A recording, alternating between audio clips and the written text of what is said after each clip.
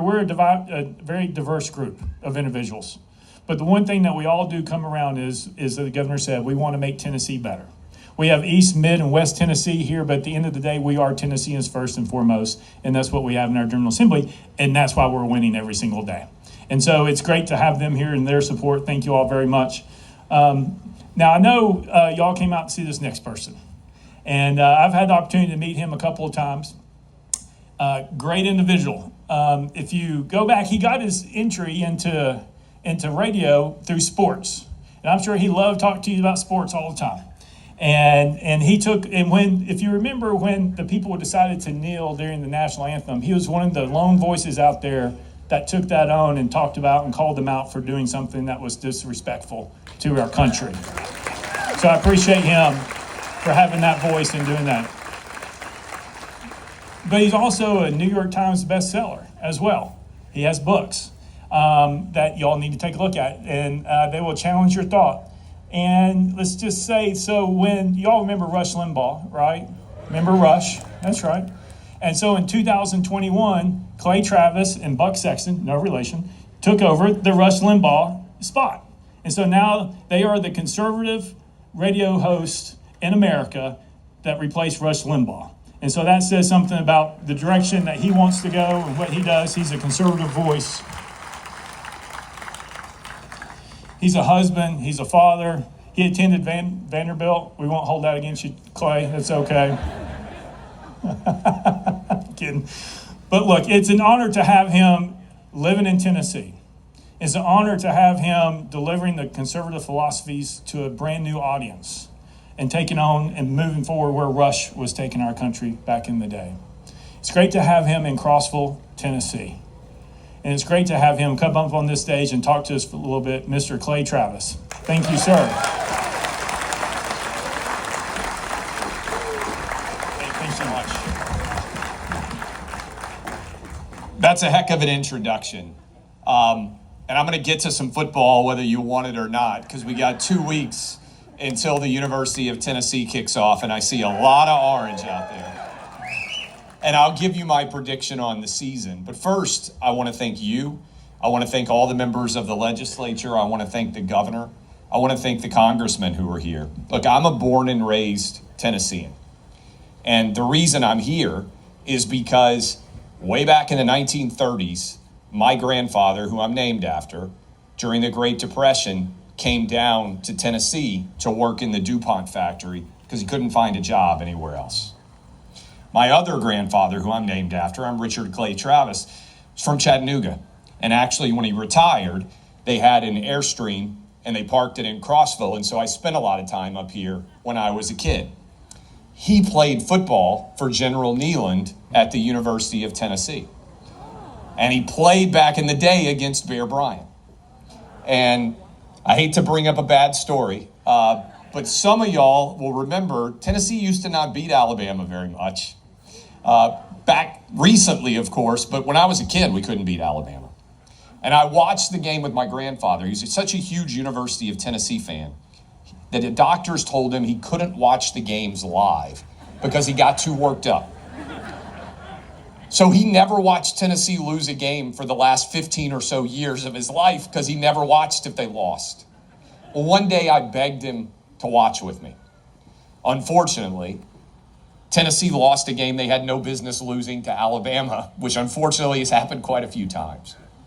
And some of you will remember the game. Tennessee was really good that year. I think it was around 1989. Tennessee was lining up to kick a game-winning field goal.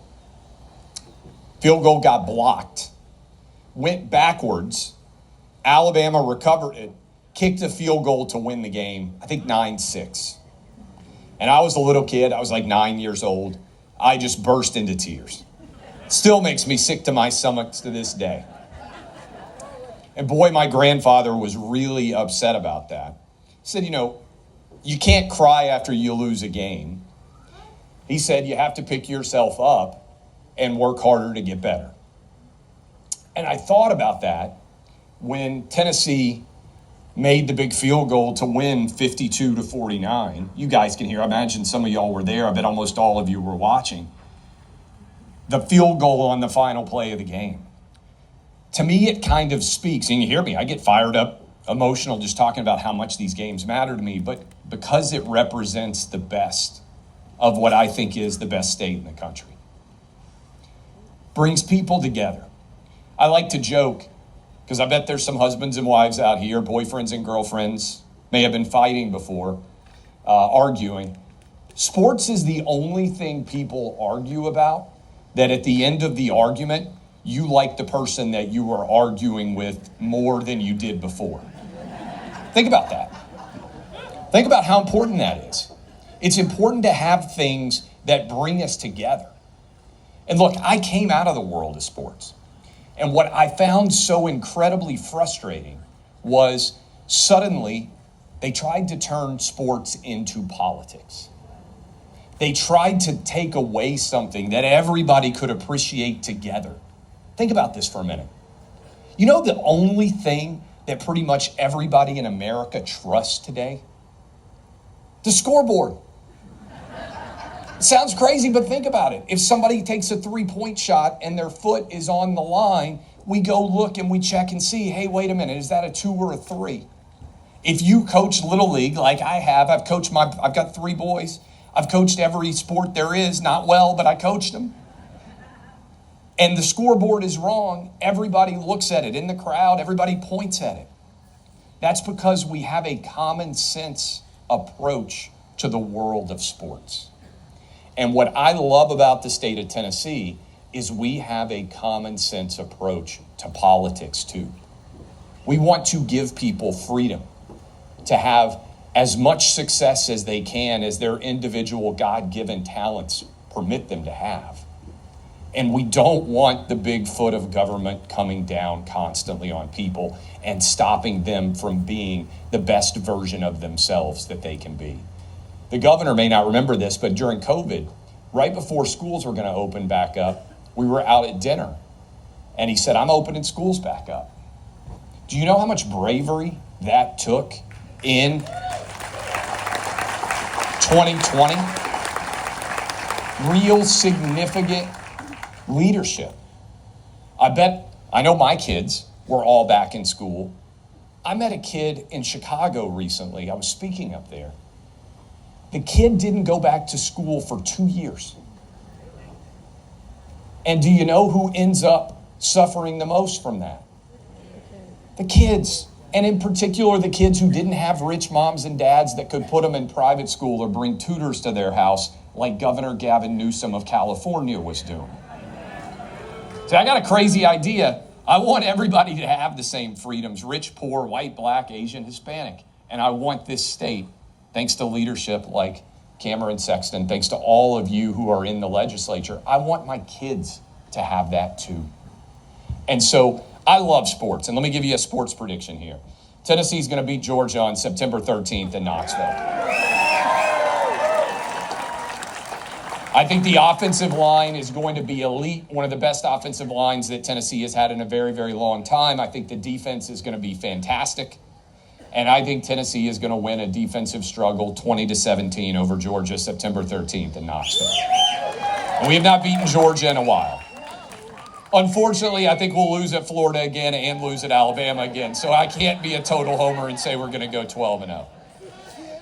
But I do think that when toe meets leather in 2 weeks and most of the state of Tennessee comes together, even if you happen to have friends and family members who may be Auburn fans, maybe even Alabama fans.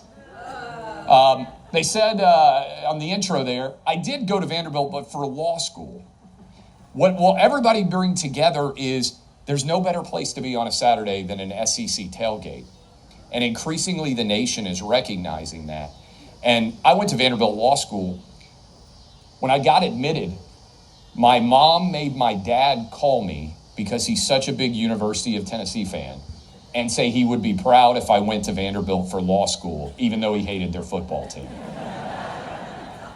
And I just love all that we could do. And so when I moved from sports and had the good fortune to take over for the greatest person who's ever worked in the history of radio, Rush Limbaugh, it was because I saw them taking over sports And as a dad, I said, it's great to predict who's going to win the Super Bowl, but if the country goes to hell, it doesn't matter what happens in the world of sports. And I saw them using identity politics to divide us through sports. Y'all, I never would have believed that they would say a man should be able to win a women's championship. That happened.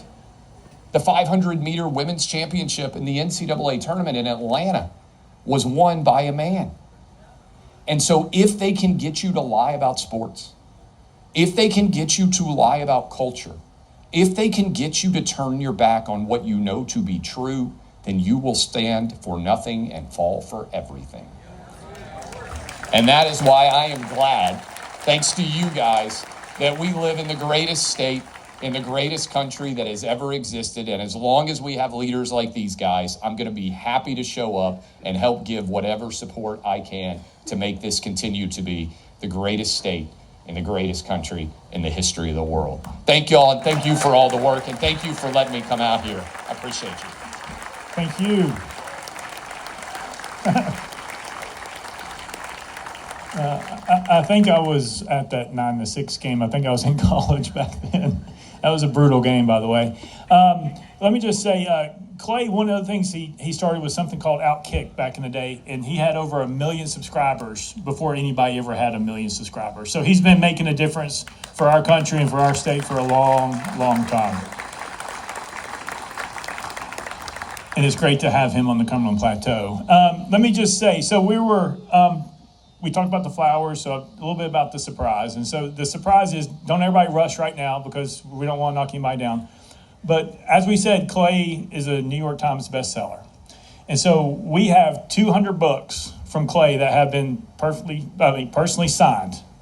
And under chairs, there's a little card. And if you have a chair that has, everybody's going to start, I know, have a card, please come see us because you're going to get an autographed book from Clay Travis. So thank y'all for that. That's y'all's surprise tonight. And y'all and I can trade that back and forth if you want to. Look, I appreciate everybody coming tonight. Don't forget, we have fireworks going off here at dark. That's 30 more minutes if you want to stay or so. But I want to tell y'all, thank y'all so much. Thank you for everybody who came. Thank you for the speakers. Thank you for the governor and the first lady for being here, as well as the members of the General Assembly, but more importantly, you all. Y'all have a great night. See y'all soon.